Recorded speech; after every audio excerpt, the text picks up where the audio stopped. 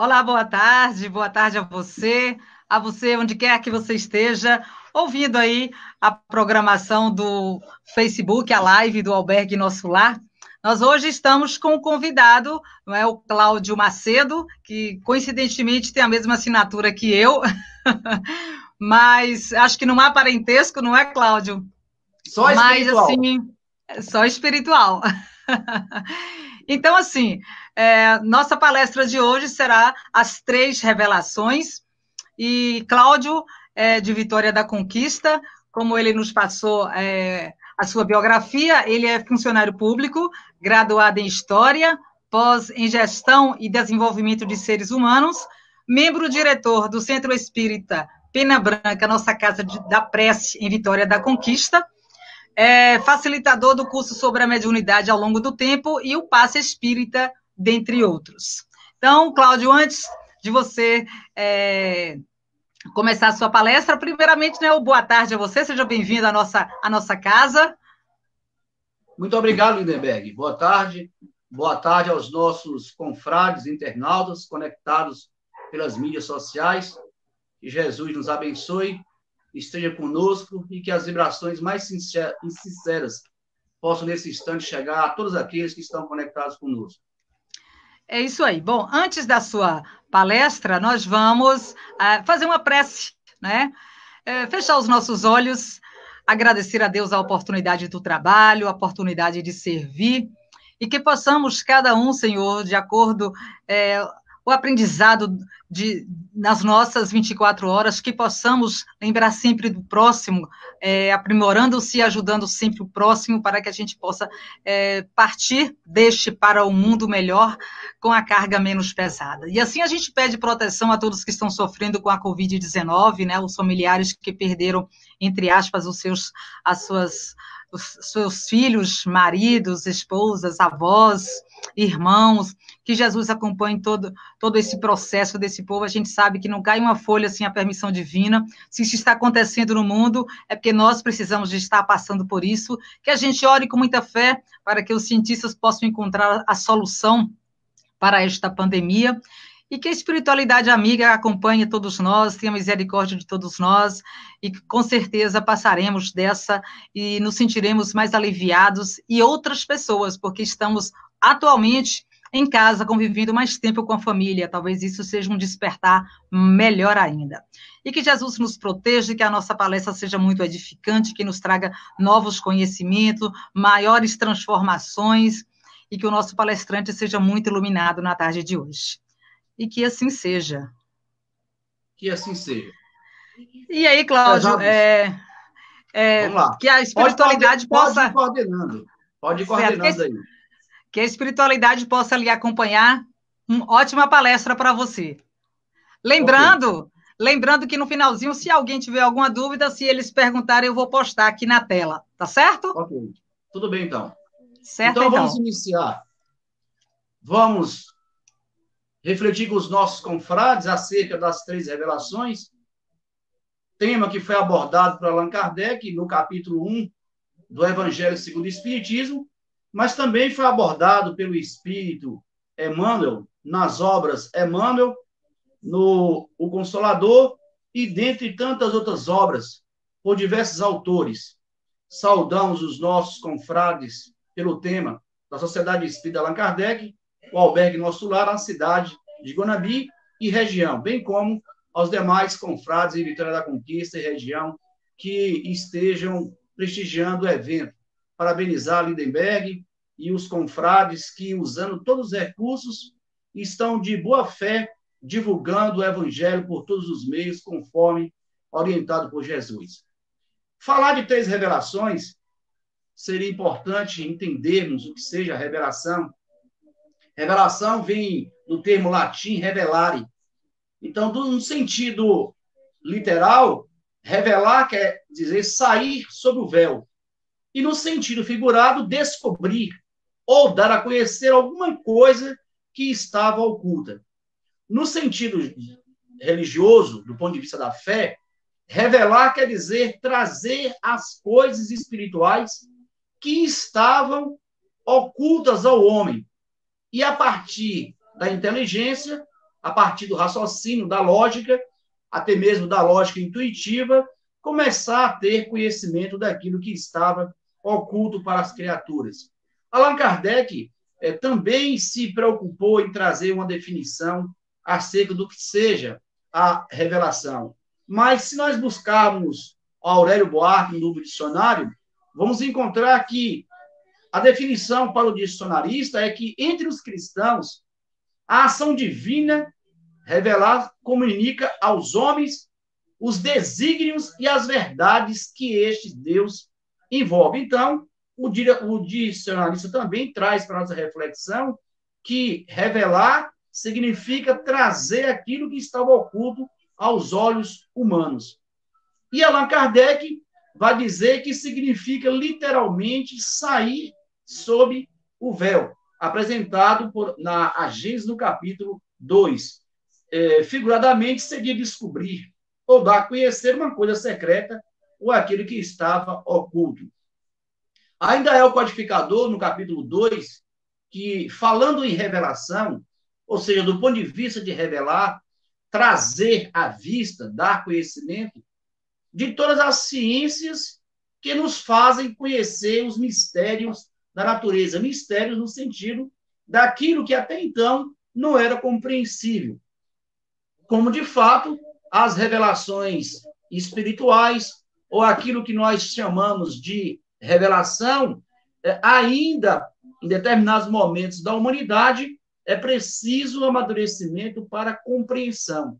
Então, quando nós falamos de revelação, nós vamos encontrar em várias vertentes religiosas, os muçulmanos tiveram o seu revelador, os hindus, os animistas, o budista, os evangélicos também tiveram predecessores que vieram antes do movimento protestante, trazer, de certa forma, notícias, informações, para que os adeptos pudessem, a partir daí, fazer melhor escolha ou entender melhor aquilo que estava sendo colocado pela elite que dominava o pensamento até então. Allan Kardec ainda nos chama a atenção, no item 7 do livro A Gênese, que a revelação é sempre feita através daquelas criaturas que estejam dispostas e que fazem empenho e dedicação a trazer, a revelar aquilo que é preciso ser trazido para a humanidade. E, neste sentido, nós vamos encontrar os profetas no Velho Testamento, ou os Messias também no Velho Testamento e no Novo, e que são enviados com este objetivo, incumbidos de transmitir a nós, criaturas simples, essas informações que são importantes para a jornada que teremos que empreender no processo de amadurecimento espiritual. Agora, no sentido especial da fé religiosa, a revelação diz mais particularmente das coisas do Espírito, aquilo que o homem talvez não pudesse, no primeiro momento, descobrir apenas com a inteligência, mas que, com os sentidos daquilo que Jesus, quem tiver olhos de ver, que veja, quem tiver ouvidos para ouvir, que ouça. Nesse sentido, essas criaturas contribuem muito conosco. O Espírito Emmanuel, no livro Consolador, na pergunta 271, traz para a nossa reflexão da tarde que até 1857, até o século I da era cristã, até por volta de 1600 a.C., a humanidade recebeu grandes revelações em 3 aspectos essenciais, conforme Emmanuel. Primeiro, com Moisés, que trouxe a missão da justiça, veio nos revelar que existe um Deus único. Em seguida, nós vamos encontrar, 16 séculos depois, as revelações trazidas por Jesus através do Evangelho, da Boa Nova, que passou a ser a revelação insuperável do amor. E, na sequência, 19 séculos depois, nós vamos encontrar a terceira revelação, que é o Espiritismo, que está muito mais aproximado do pensamento do Cristo e passa, a partir daí, a ser redivivo através dos ensinos trazidos pelos próprios Espíritos. Como comentamos, no século 16 antes do Cristo, portanto, é o período que narra a existência do grande missionário Moisés, que vem nos trazer mais conhecidamente por nós os 10 mandamentos. Nos 10 mandamentos, nós vamos encontrar os germes, as sementes, onde estão contidas a própria moral da segunda revelação, depois que vai ser o cristianismo.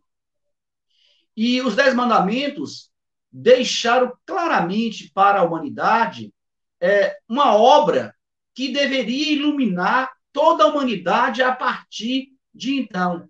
Já que nós, até então, vivíamos apenas a lei de talião, a lei de olho por olho, dente por dente, mas também nos próprios 10 mandamentos, antes dos livros disciplinares do Pentateuco, como no Gênesis, no Êxodo, no Levítico, Números, no Deuteronômio, nós vamos encontrar a lei de Deus que é apresentada a Moisés no Monte Sinai, um dos grandes fenômenos de caráter, hoje conhecido por nós, fenômeno mediúnico, daquela escrita direta, da aparição das tábuas das leis de Deus, onde está esculpido nestas obras, exatamente, dos 10 mandamentos, das 2 tábuas da lei, a ideia de que, certamente, os bons espíritos, espíritos superiores, inspirando esse grande emissário que nós chamamos de Moisés, a ideia de um Deus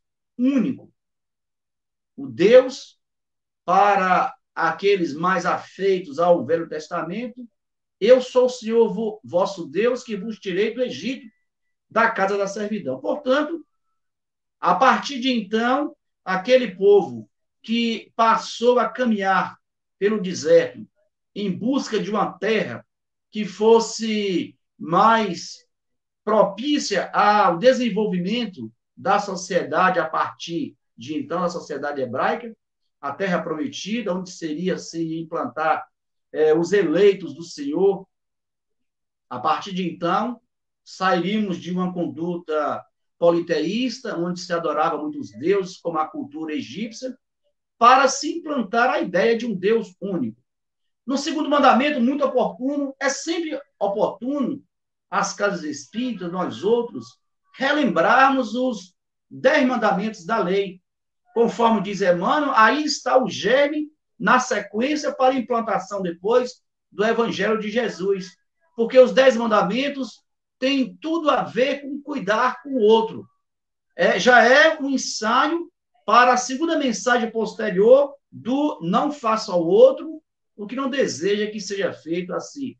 Não pronunciareis, é o segundo mandamento, o nome do vosso Deus em vão.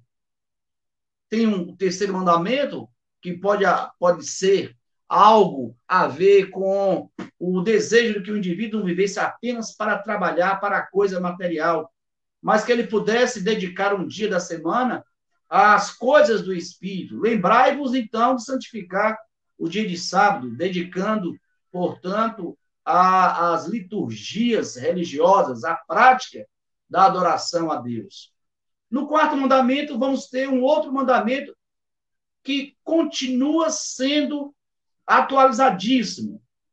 Honrai vosso pai e vossa mãe, a fim de viverdes longo tempo na terra que o Senhor vosso Deus vos dará. É oportuno nas experiências da sociedade moderna, odierna, da sociedade industrial ou pós-industrial, onde os valores de relacionamento nos lares estão cada vez mais fluidos, onde não se tem gratidão para os pais, mas é o mandamento da lei, mandamento que vem do mundo superior. Lembrai-vos de honrar vosso pai e vossa mãe. E o Espírito Emmanuel diz que honrar pai e mãe é uma obrigação, é um dever de todos nós para com os nossos pais. No campo ainda das relações, ainda do mundo espiritual, o quinto mandamento, não mateis. Olha lá, depois da segunda revelação, o que é que a gente vai chamar a nossa atenção na convivência com o outro? Não cometeis ou não cometais adultério. Numa sociedade libertina, numa sociedade em que as criaturas, evocando o direito infelizmente, as relações de afeto, trai as relações consigo próprio, com aquele que elegeram para o seu parceiro na vida afetiva, e está por conta das orientações espirituais não cometer adultério. Não roubeis, é o 7º mandamento. Não presteis testemunho falso contra o vosso próximo. Não falar contra o próximo. Não desejeis a mulher do vosso próximo. Também está nos mandamentos da lei. E o 10º, não cobiçar, né, a casa do vosso próximo, nem do seu servo, nem a sua serva, nem o seu boi, nem o seu nem qualquer coisa que pertença ao outro, a questão da usura. Portanto, na revelação de Moisés, trazida no século XVI, Moisés trazia consigo as mais elevadas faculdades mediúnicas, essa faculdade que permite o contato com o mundo maior, e, nesse sentido, Moisés foi um legislador para as relações sociais e materiais, mas também foi um grande emissário, porque iniciou o processo de cristianização 16 séculos antes da vinda do próprio Cristo. Portanto, examinando-se os atos, muitas das vezes enérgicos, de Moisés, há a considerar as características da época em que Moisés viveu.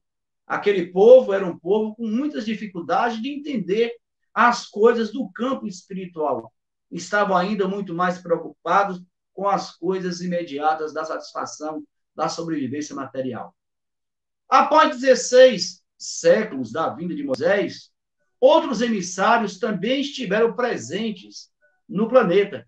Vieram trazer a sua contribuição, a exemplo de 6 séculos antes do Cristo, como Sócrates, que vem trazer as ideias que estavam também preparando o terreno para o campo da moral, para o campo da ética, em que Jesus, posteriormente, vai aproveitar essa massa que foi tratada pelos pensadores anteriores a ele, para, a partir daí, no século I da nossa época, surgir no mundo e trazer para nós amar a Deus sobre todas as coisas.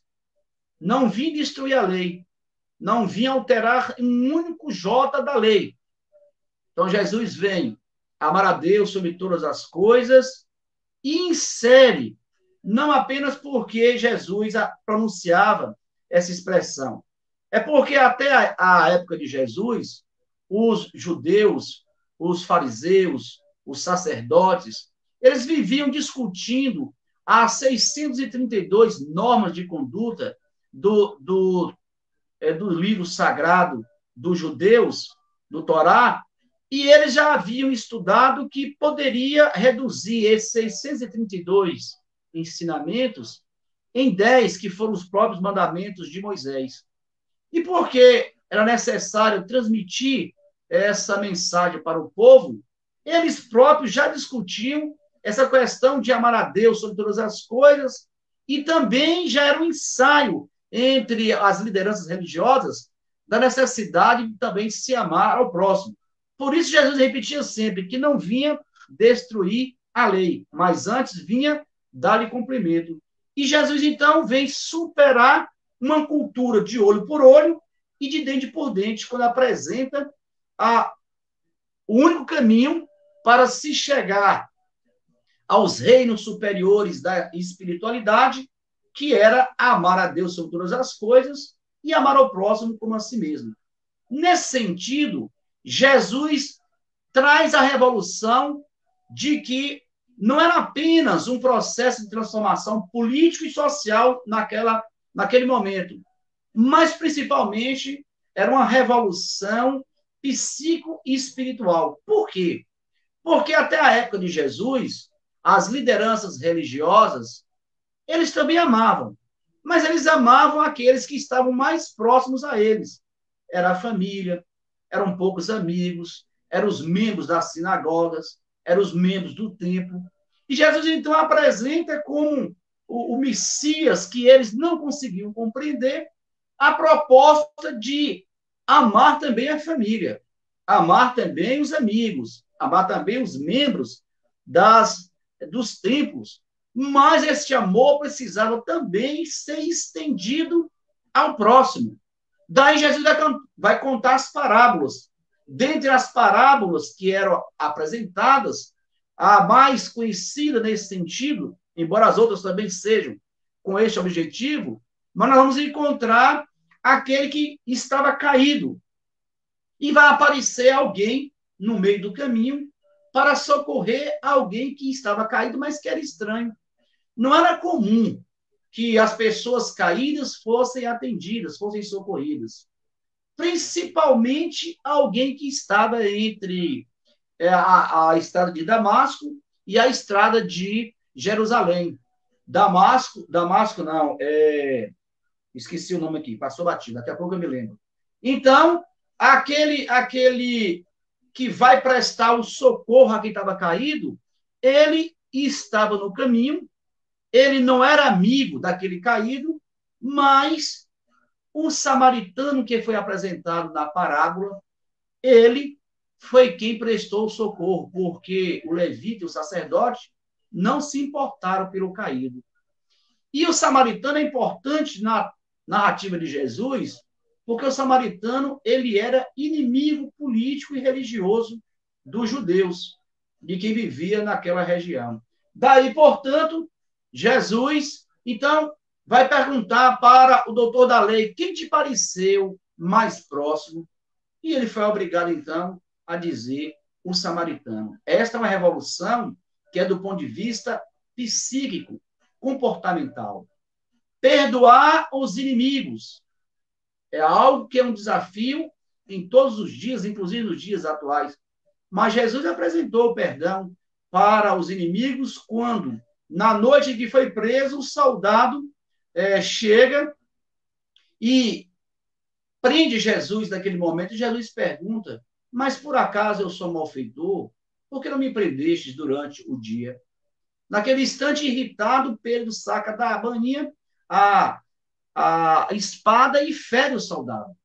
Ao que Jesus, então, traz um ensinamento prático naquele momento. Pedro, embainha a tua espada, pois quem com a espada fere, com a espada será ferido. E Jesus socorre, naquele momento, aquele soldado que cumpria, embora de forma assuntosa, em relação a Jesus, que é o espírito maior que já passou pelo planeta, e repõe a orelha do soldado. Jesus nos pede para orar por aqueles que nos perseguem e nos caluniam. Tarefa grandiosa, mas necessária e possível. Incluir nas orações aqueles que, por alguma razão, nos perseguiram ou nos caluniaram. Perdoar 70 vezes, 7 vezes. Essa é outra tarefa extraordinária que nós precisamos também aprender no ensinamento de Jesus. Tantas vezes quantas alguém erra, comete algum equívoco, nos aborrece, nos causa um prejuízo, ainda aí nós vamos procurar nas relações, seja, sobretudo nas relações de família, nas relações com aquele que está mais próximo, daquele que convive mais diariamente conosco e erra hoje, erra amanhã, se equivoca hoje, se equivoca amanhã, mas ainda assim nós precisamos estar dispostos a exercer o perdão continuadamente para aqueles que convivem conosco. Não é a lei de pena de talião, olho por olho e dente por dente. Se me ofendeu, eu também ofendo. Não. Se me ofendeu, o Evangelho apresenta como proposta de alcançar a felicidade espiritual. Talvez até possamos também encontrar a felicidade conforme o Evangelho já aqui na Terra, porque vamos nos desincumbir daquela energia negativa que os confrontos geralmente causam. Jesus também traz essa proposta e modifica as leis sociais, não apenas as leis externas, porque ao perdoar, ao esquecer, ao orar por alguém que nos ofende, neste momento nós vamos estabelecer um equilíbrio e uma harmonia nas relações cotidianas, nas relações sociais. E vai apresentar para todos nós limites e disciplina na conduta humana, quando no Evangelho não poderíamos nem dizer ao outro que raca, naquela época, era comum dizer que alguém era doido. Jesus, então, desorientado, desequilibrado, Jesus estabelece que não se deveria nem dizer raca e cuspir do lado. Era um hábito. Por quê? Porque nós estamos agindo contrário à caridade, ao bom trato com o próximo. Então, Jesus estabelece, quando Jesus nos convida à prática da caridade, é o exercício, inclusive, no trato com a boa conduta com o outro, perdoar, esquecer, orar. Porque Jesus apresenta também para nós, revela para nós, na lei de causa e efeito, cada um segundo as suas ações. Cada um de nós temos o direito de semear, mas nós temos a obrigação de colher aquilo que nós plantamos. Portanto, quando Jesus nos pede para o exercício do perdão, o exercício da caridade, é com este objetivo, de que a gente consiga criar um ambiente fraterno nas relações sociais.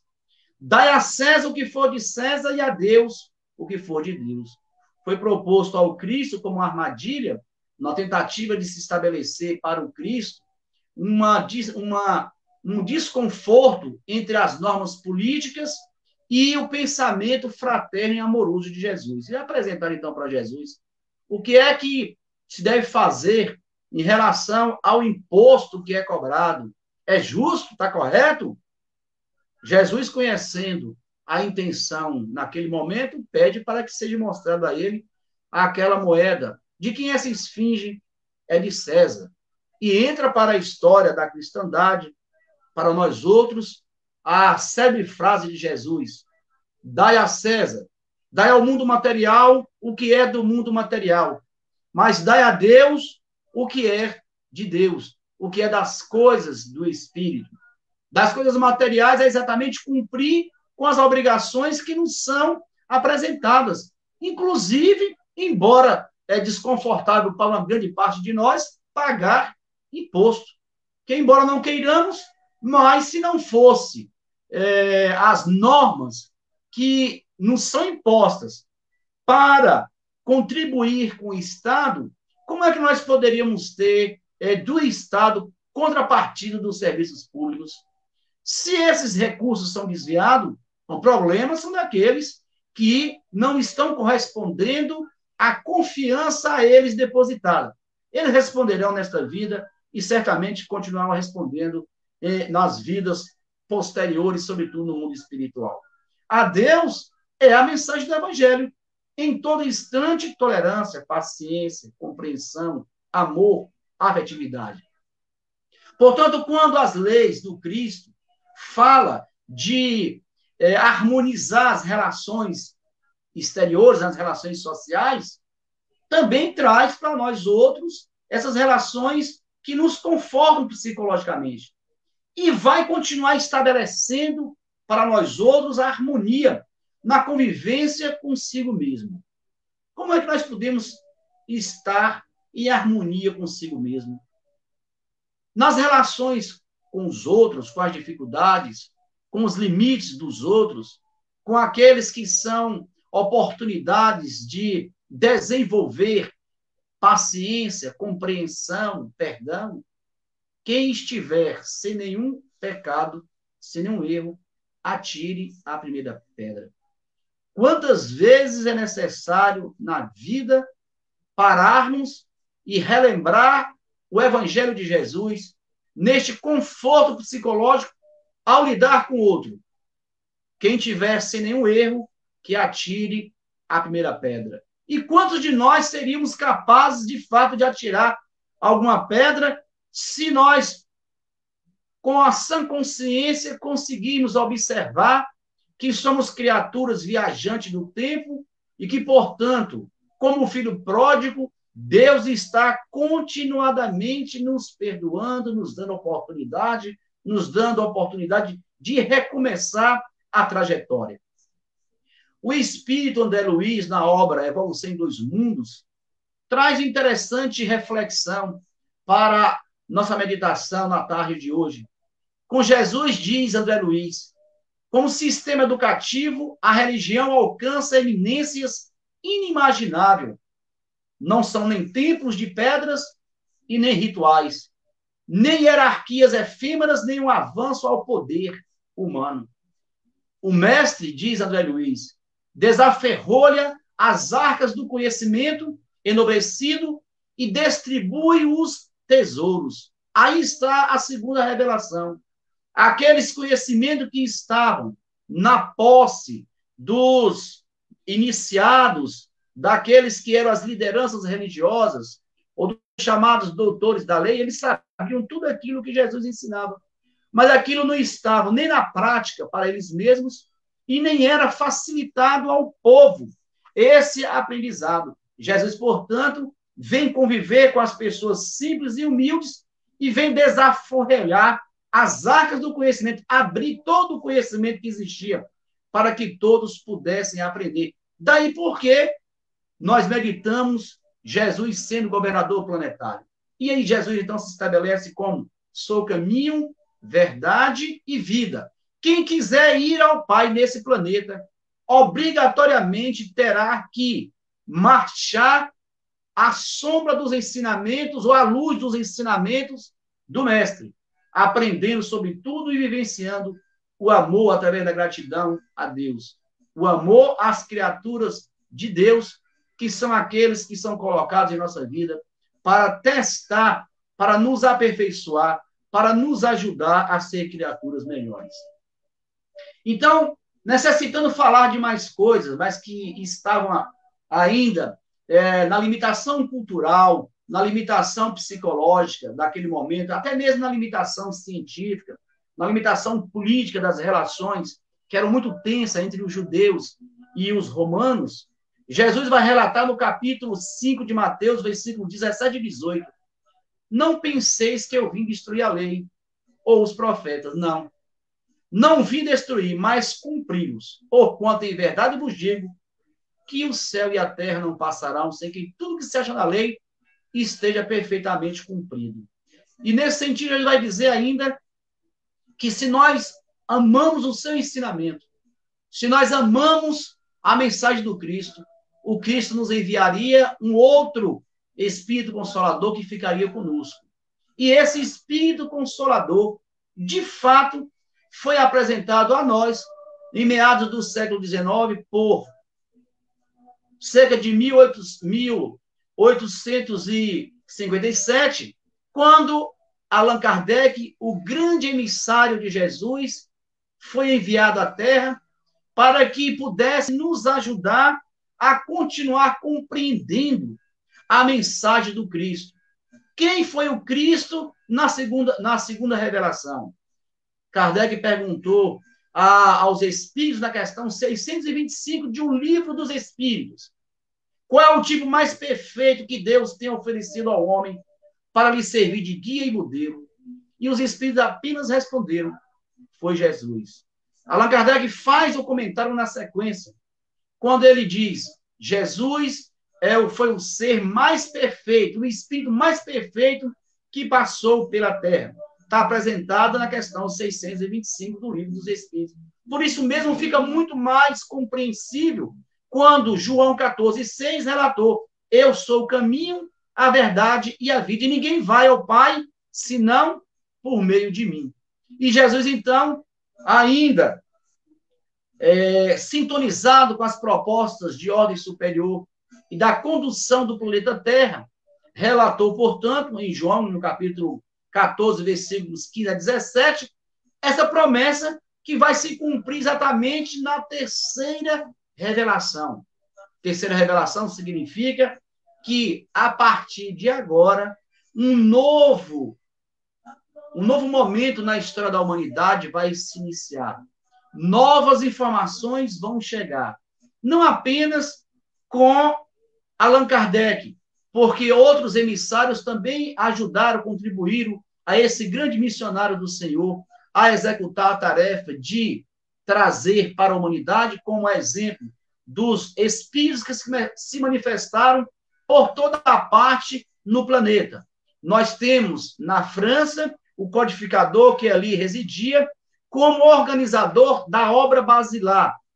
Nós temos também grandes contribuições na América do Norte, na América Central, na América do Sul, como exemplo de mensagens que foram catalogadas por Allan Kardec, aqui do Brasil, enviados.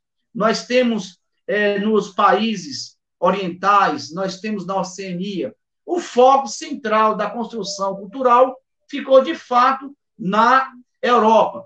Os fenômenos de Hydesville, por exemplo, de 1848, do ponto de vista historiográfico, é dali que parte a história do espiritismo moderno, conforme Arthur Conan Doyle, na obra A História do Espiritismo.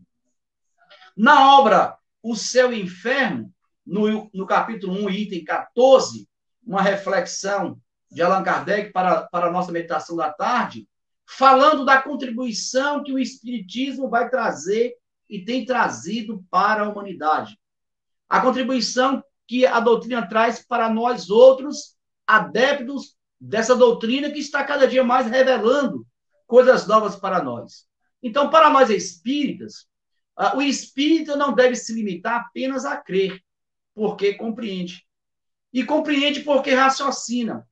Porque a revelação trazida no terceiro momento é de que a nossa fé ela deve ser raciocinada. A fé ela não pode ser imposta. Os fenômenos existem, as comunicações com os espíritos existem, e nós temos, por direito e por obrigação, dialogar com aqueles saberes, dialogar com os espíritos, conforme o codificador apresentou, pelo caráter, o conteúdo da mensagem, nós podemos deduzir ou inferir se aquele conteúdo parte de espíritos bons, de espíritos sérios, ou de irmãos nossos que ainda estão no mesmo nível, quem sabe até um nível inferior a nós. O certo é que a vida futura é uma realidade que se desenrola incessantemente aos nossos olhos. E essa realidade nós tocamos. Nós não apenas percebemos apenas com a imaginação, com os olhos fechados, fazendo prece. Os espíritos, quando querem, eles se materializam para nós. Eles nos intuem. Na questão 459 do Livro dos Espíritos, Kardec foi perguntar se esse mundo nos influencia, se eles nos envolvem, os espíritos podem nos influenciar? E a resposta apresentada, revelada, nós podemos até aproveitar o tema, que foi revelado na questão 459, os espíritos nos influenciam muito mais do que nós podemos imaginar. Então, nós podemos ser envolvidos, podemos ser conduzidos, nós podemos ser levados a agir por influências com este mundo espiritual que, em acordo às vibrações, os pensamentos, as ideias, aquilo que nós gostamos ou aquilo que não gostamos, aquilo que acolhemos, esses que estão no plano espiritual sintonizam com a nossa forma de pensar e agir e podem nos levar a momentos ou vários momentos de felicidade, mas também pode nos levar a vários momentos de infelicidade, de dor e de sofrimento. Então, cada passo e cada modo não pode empolgá-lo ou ter guarida em sua alma. A vida corporal tão limitada, amesquinha-se diante da vida espiritual da verdadeira vida. Esta é uma outra reflexão oportuna, porque a revelação do Espiritismo nos ajuda a entender quem somos, de onde foi que nós viemos, afinal de contas, o que é que nós estamos fazendo aqui. E depois que encerrar a vida física, para onde é que nós vamos? Essas questões que são questões de caráter filosófico e que também são de caráter religiosos, a doutrina nos ajudou a partir das obras básicas da codificação.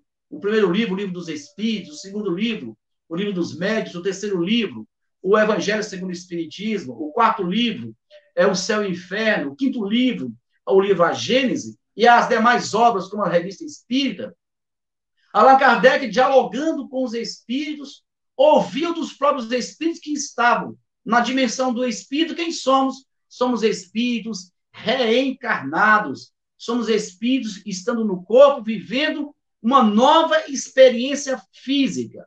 Nós somos espíritos que não... Nós somos espíritos que estamos no corpo físico. O corpo, ele é temporário, ele é provisório, ele tem um limite. Nós podemos retornar e vamos retornar. E vamos para onde? Vamos retornar às moradas no mundo espiritual. E o mundo espiritual fica onde? Fica longe? Tem algum portal especial? Tem algum lugar específico onde a gente possa encontrar esse mundo espiritual? Não. O mundo espiritual está em toda parte. E aqueles de nós, quando deixarmos o corpo físico, estaremos, portanto, nesta dimensão que é chamada dimensão dos espíritos. Como é que a gente sabe disso? Muitos são os espíritos que têm falado conosco, que têm aparecido para nós, que têm sido percebido por aqueles que são dotados desta faculdade, desta sensibilidade que nós chamamos sensibilidade mediúnica, que é uma faculdade física, mas que é um patrimônio do espírito. Então, relembrando Jesus, quem tiver olhos de ver, veja. A maioria de nós não vê, poucos veem. Quem tiver ouvidos para ouvir, ouça. Poucos de nós ouvem, mas muitos ainda não conseguem ouvir. Mas todos nós conseguimos ser influenciados pelos espíritos. E essa diferença, portanto, vai ser o que fazemos na vida ecoa para a eternidade. Qualquer ato nosso, qualquer ação, qualquer pensamento desperta, vibra na sintonia com aqueles que estão ao nosso redor. Então, quando perdemos, quando deixarmos, quando concluímos a tarefa no plano físico, nós vamos retornar exatamente para as muitas moradas na casa de meu Pai, moradas materiais e moradas espirituais em conformidade com o nível espiritual das criaturas. Portanto, os emissários do Senhor têm falado através dos médios, que são a ponte, que são os intermediários, aqueles que nos permitem dialogar entre os que estão no plano espiritual e os que estão no plano físico. Por que todos nós não conseguimos falar, ver, ouvir os espíritos? Porque para isso falta exatamente a faculdade, que é uma faculdade que permite à criatura fazer esses registros. E esses registros, eles ocorrem das mais variadas formas. Não existe um único meio de se falar com os espíritos. Uns veem, outros ouvem, outros escrevem com a sua vontade, ou às vezes, inicialmente, sem a sua própria vontade. Outros fornecem aos espíritos energias, fluidos, matéria para a manifestação dos espíritos. A existência e natureza do mundo espiritual e as relações com este mundo material foi revelado por Allan Kardec nas obras básicas da codificação. Os espíritos, perguntou Allan Kardec aos desencarnados, eles são bons ou eles são maus? Eles foram feitos bons ou eles foram feitos maus? Qual é a condição dos espíritos? Os espíritos não foram feitos na revelação anjos, não foram feitos também demônios. Os espíritos foram feitos simples e ignorantes no princípio. E a partir do livre-arbítrio, da vontade, eles próprios passarão a fazer escolhas. E, consequentemente, porque fazem escolhas, são responsáveis por aquilo que escolheram. São os próprios espíritos que se melhoram. E melhorando esses espíritos que somos nós, encarnados e desencarnados, vamos passando de uma ordem inferior para uma ordem mais elevada na questão 114 do Livro dos Espíritos. Então, o Espiritismo vem nos mostrar que a vida é criada por Deus das formas mais inimagináveis possíveis. Conforme a expressão, nós estamos viajando do átomo ao arcanjo, passando de uma etapa para outra da vida, até alcançarmos a evolução no sentido de sermos espíritos superiores, espíritos angelicais.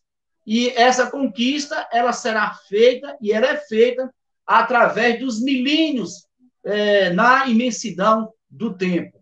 Importante registrar no capítulo 2 da Gênesis, item 19, quantos atributos de Deus, revelado por Jesus, quando sempre se referia a Deus como Pai, e reafirmado pelos Espíritos, quando Kardec vai perguntar aos Espíritos que é Deus. Deus é a causa. Isso é uma revelação. Deus é a causa primeira de todas as coisas. É a inteligência única, primeira. Nada existe no mundo que não seja obra de Deus. O que não é obra do homem, logo, é obra de Deus. Pelo autor, pela obra se conhece o autor. Aquilo que não é obra do homem, logo, vai ser obra de Deus. E Deus, daquilo que nós possamos imaginar, em tudo, infinitamente, Deus é inteligência.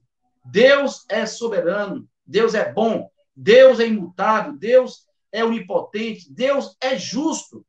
E Deus é amoroso. Deus não tem nenhuma reação que possa contrariar a sua perfeição, nenhum sentimento inferior. Deus é bom. Deus é justo. Conforme o apóstolo João disse, Deus é amor. E segundo os Espíritos, nesse instante, até as pedras se movimentaram. Então, a nossa fala dessa tarde é para exatamente reforçar da importância das 3 revelações trazidas por esses grandes emissários do Senhor.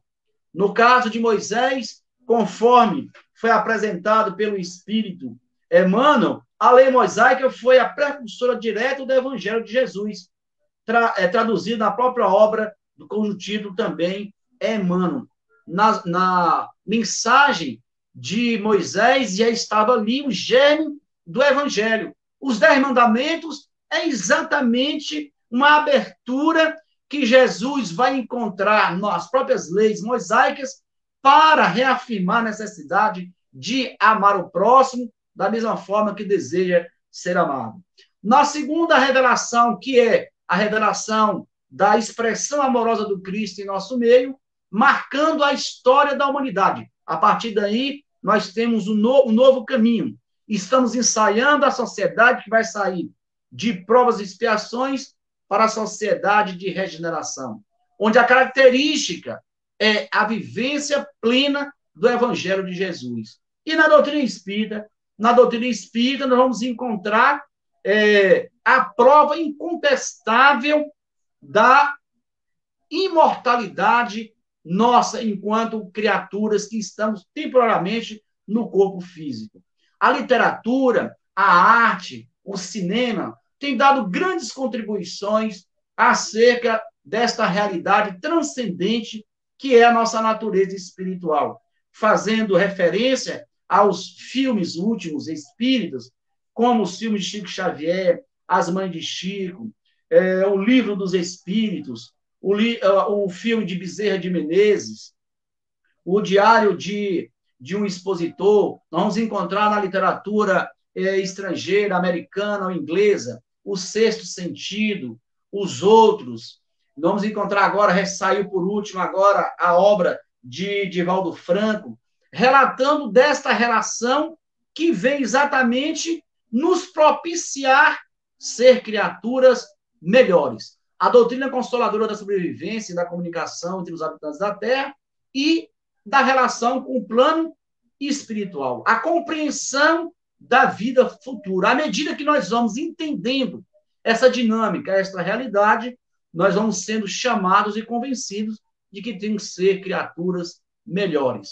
Há uma mensagem do livro Opinião Espírita, para concluir a nossa exposição dessa tarde. Jesus é o mestre, Kardec é o professor. Jesus é combatido desde a primeira hora do Evangelho pelos que se acomodam na sombra. Kardec é impugnado desde o primeiro dia do Espiritismo pelos que fogem da luz. Jesus convida o amor. Kardec convida a caridade. Jesus consola a multidão e Allan Kardec esclarece o povo. Jesus acorda o sentimento e Kardec desperta a razão. Jesus propõe, Kardec expõe. Jesus revela, Kardec descortina. Jesus lança as bases do cristianismo entre os fenômenos mediúnicos. Kardec recebe os princípios da doutrina espírita através da mediunidade. Jesus afirma que é preciso nascer de novo. Kardec explica a reencarnação. Jesus e Kardec, portanto, estão perfeitamente conjugados pela sabedoria divina. Jesus é a porta, Kardec é a chave. E, portanto, nesta tarde, agradecendo aí aos nossos irmãos confrades da Sociedade Espírita Allan Kardec de Guanambi, aos nossos irmãos cuidadores do albergue Nosso Lar. Nós, então, agradecemos a nossa irmã Lindbergh pelo esse carinho, por essa atenção, e damos a nossa participação por hora concluída.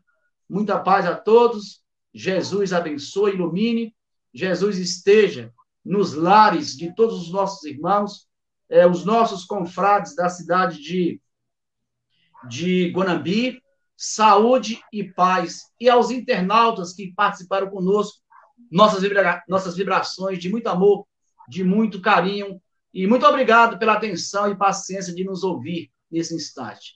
Com você, senhora Lindenberg Macedo. A gente que agradece, viu, Cláudio?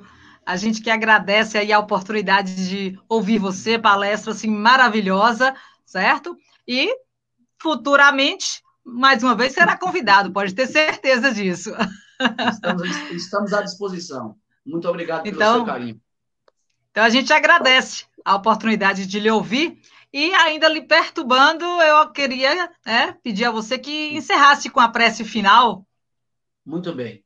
Então, vamos, nesse instante, manter o nosso pensamento elevado, focado em Jesus, que é coordenador do planeta, é governador planetário, que nesses instantes de crise coletiva, de crise individual, esta pandemia, essa enfermidade que é de caráter físico, mas também de caráter moral, é de caráter cultural, é de caráter político e certamente também é de caráter religioso, sendo um convite para que permaneçamos em oração, sendo solidários cada vez mais uns com os outros, respeitosos das orientações das autoridades sanitárias, mas, sobretudo, pensando em Jesus, que é médico das almas, para que ele possa derramar nesse instante sobre os nossos lares, sobre os nossos familiares, sobre os nossos confrades queridos de Guanambi, a família de nossa irmã Lindenberg,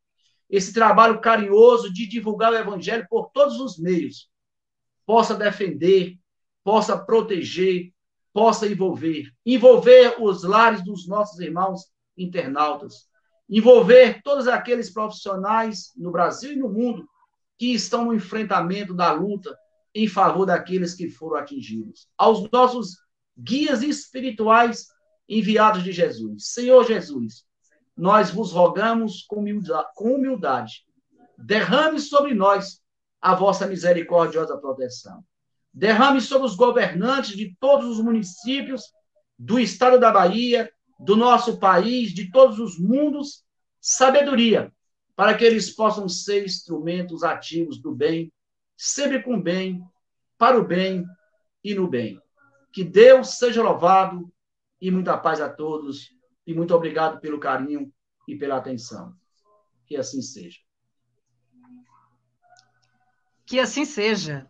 E mais uma vez a gente agradece, a oportunidade de ouvi-lo, agradecemos a todos que acompanharam e próximo domingo nós estaremos aqui como palestrante a nossa companheira aqui de Guanambi, Norma, ela faz parte do Centro Espírita Irmã Sheila, será a nossa convidada aqui de honra.